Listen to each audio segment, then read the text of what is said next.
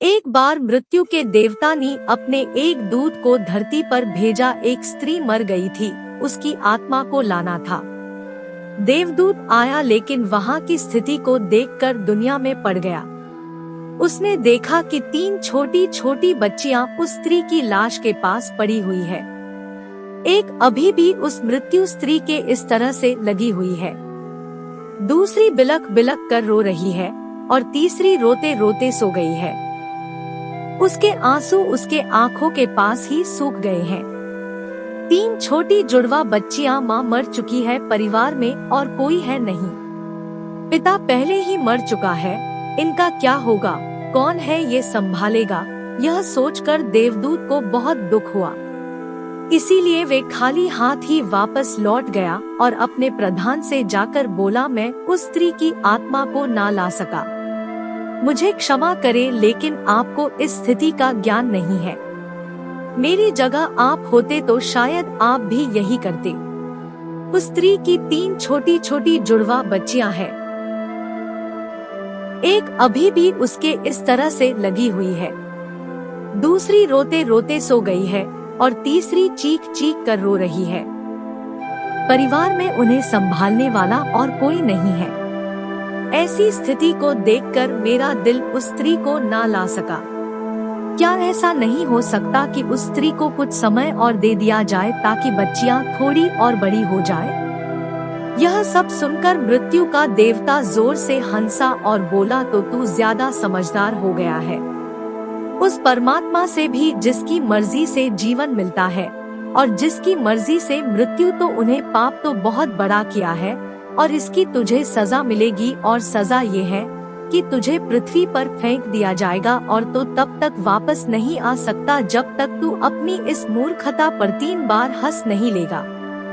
देवदूत राजी हो गया। इस सजा को भोगने के लिए उसे पूरा भरोसा था कि सही तो मैं ही हूँ, फिर हंसने का मौका ही क्यों आएगा। देवदूत को जमीन पर फेंक दिया गया। ठंड का मौसम था। वह एक सड़क के किनारे नग्न अवस्था में पड़ा हुआ था। उसी समय एक समारोह से गुजरा। वह कुछ पैसों की व्यवस्था करके ठंड के मौसम में अपने बच्चों के लिए गर्म कपड़े और कंबल लेने बाजार जा रहा था। रास्ते में उसने एक नग्न व्यक्ति को ठंड में ठिठुरते देखा तो उसे उस व्यक्ति पर दया आ गई। उसने अपने बच्चों के लिए गर्म कपड़े और कंबल लेने के बजाय उस नग्न देवदूत के लिए कपड़े और कंबल खरीद लिए। उस नंगे व्यक्ति ने कहा, मेरा कोई घर परिवार नहीं है और ना ही रहने की व्यवस्था है। इस भयानक ठंड में मैं क्या करूँगा?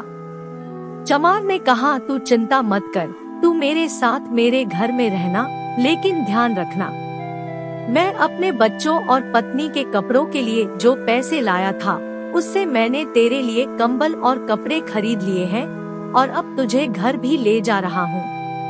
इसीलिए मेरी पत्नी गुस्सा जरूर होगी और शायद भला बुरा भी कहेगी, लेकिन तू परेशान मत होना, कुछ दिनों में सब कुछ ठीक हो जाएगा। उस देवदूत को लेकर चमार घर पहुंचा। अब ना तो चमार को पता था कि जिसे वो ले जा रहा है वो देवदूत है और ना ही पत्नी को पता था कि जो आया है वो देवदूत है, जिसके आते ही घर में खुशियों की बाढ़ आ जाएगी। जैसे ही चमार देवदूत को लेकर घर पहुंचा और पत्नी को सारी घटना बताई, पत्नी तो गुस्से से आग बबूला हो गई। वहीं चमार पर बरस पड़ी। बहुत भला बुरा कहा, उसने बहुत चीखी चिल्लाई। उस दिन देवदूत पहली बार हंसा। चमार नहीं पूछा क्या बात है, हंसते क्यों हो? देवदूत ने कहा, जब मैं 3 बार हंस लूंगा तो हंसने का कारण भी बता दूंगा। देवदूत पहली बार हंसा क्योंकि उसे लगा कि चमार की पत्नी यह नहीं देख पा रही कि घर में देवदूत आया है, जिसके आते ही घर में हजारों 1000 खुशियों के द्वार खुल जाएंगे। लेकिन उसकी भी गलती ना थी। व्यक्ति देखे कितनी दूर तक सकता है।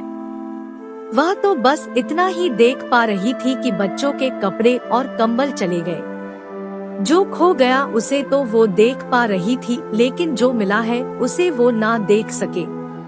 तो देवदूत हंसा। उसे लगी अपनी मूर्खता कि यह पत्नी भी नहीं देख पा रही कि क्या घट रहा है अब क्योंकि वो देवदूत था, इसीलिए सिर्फ 10 ही दिनों में उसने चमार का सारा काम सीख लिया। वह जूते बनाने लगा और सिर्फ कुछ ही महीनों में उसके जूते इतने बिके कि चमार अमीर हो गया। साल भर में तो सारे देश में यह बात फैल गई कि उस जैसे जूते कहीं और बन ही नहीं सकते। राजाओं और सम्राटों के जूते अब उसके यहाँ बनने लगे थे। चमार के घर धन की बारिश हो गई। सब बहुत खुश थे और सब कुछ बहुत अच्छा चल रहा था। एक दिन सम्राट का एक आदमी आया और बोला, ये चमड़ा बड़ा कीमती है, आसानी से मिलता नहीं, कोई गलती नहीं होनी चाहिए। सम्राट के लिए जूते बनाने हैं और ठीक इस तरह की बनानी है। ध्यान रखना, जूते ही बनानी है, चप्पल नहीं। उस राज्य में ऐसी प्रथा थी कि जब कोई व्यक्ति मर जाता था तो उसे चमड़े के चप्पल पहनाकर चिता पर लेटाया जाता था। चमार ने भी देवदूत से कहा कि चप्पल मत बना देना, जूते ही बनाना सम्राट का स्पष्ट आदेश है, और ध्यान रखना चमड़ा सिर्फ इतना ही है, कोई गलती मत करना वरना बड़ी मुसीबत में फंस सकते हैं, सम्राट का काम है। इतना कहने के बाद भी देवदूत ने उस चमड़े से चप्पल ही बनाई। जब चमार ने देखा कि देवदूत ने जूते की जगह चप्पल बनाई है तो वह आग बबूला हो गया। वह गुस्से में इतना पागल हो गया कि डंडा लेकर देवदूत को मारने दौड़ा। उसने कहा, उसे बार बार समझाया था कि जूते ही बनाना, लेकिन तूने चप्पल बना दी, अब सम्राट हमें छोड़ेगा नहीं, तू तो मरेगा ही, लेकिन साथ ही मुझे और मेरे परिवार को भी फांसी लगवाएगा। इतना सुनते ही देवदूत खिलखिलाकर हंस पड़ा। उसी समय पीछे से दौड़ता हाँफता सम्राट का आदमी आया और बोला, जूते मत बनाना, चप्पल ही बनाना, क्योंकि सम्राट की मौत हो गई है। इतना सुनते ही चमार के हाथ से डंडा छूटकर नीचे गिर पड़ा। उसने देवदूत के पैर पकड़ लिए और कहा, मुझे माफ कर दो, मैंने तुझे मारा, मुझसे बहुत बड़ी भूल हो गई। देवदूत ने कहा, कोई बात नहीं, मैं अपनी सजा भुगत रहा हूँ। चमार ने कहा, कौन सी सजा और तुम हंस क्यों रहे हो? देवदूत ने कहा, जब 3 बार हंस लूंगा तो सब कुछ बता दूंगा। भविष्य अज्ञात है और सिवाय उस परमात्मा की किसी को नहीं पता कि आगे क्या होगा, और इंसान तो वैसे भी अपने अतीत के अनुभवों के अनुसार निर्णय लेता है। सम्राट जिंदा था तो जूते चाहिए थे और मर गया तो चप्पल। देवदूत दोबारा हंसा, यह सोचकर कि भविष्य में ज्ञात नहीं और हम आकांक्षाएं करते रहते हैं, अनुमान लगाते हैं, जो कि पूरी तरह व्यर्थ है। हम इच्छा करते हैं कि ये घटेगा, लेकिन वो कभी नहीं घटता, क्योंकि कुछ और ही घटना तय है। हमारी नीति बिना हमसे पूछे चलती है, लेकिन हम बेवजह हो हल्ला मचाते रहते हैं। चाहिए चप्पल लेकिन जूते बनवाते हैं। मरने का समय नजदीक आ रहा है, लेकिन हम जिंदगी का आयोजन करते हैं। तो देवदूत को लगा कि मुझे क्या पता कि उन लड़कियों का भविष्य क्या होगा, मैं बेवजह ही बीच में पड़ा। यही सब सोचकर अपनी मूर्खता पर आज देवदूत खिलखिलाकर हंसा था। इसी प्रकार कुछ बरसों बाद एक तीसरी घटना घटी। देवदूत चमार की दुकान पर बैठा जूते बना रहा था, तभी वहाँ 3 जवान लड़कियाँ एक बूढ़ी औरत के साथ आई। उन तीनों की शादी होने वाली थी, तो वो अपने लिए जूते का नाप देने आई थी। देवदूत उन्हें देखते ही पहचान गया कि ये वही तीनों लड़कियां हैं जिन्हें वह उनकी मृत मां के पास छोड़कर आया था, जिनके कारण आज वह सजा भुगत रहा है। वो तीनों देखने में स्वस्थ थी, सुंदर थी और उन्हें देखकर लग रहा था जैसे वो किसी बड़े घराने में पली बड़ी हो। उसने उनसे पूछा, तुम्हारे साथ ही बूढ़ी औरत कौन है?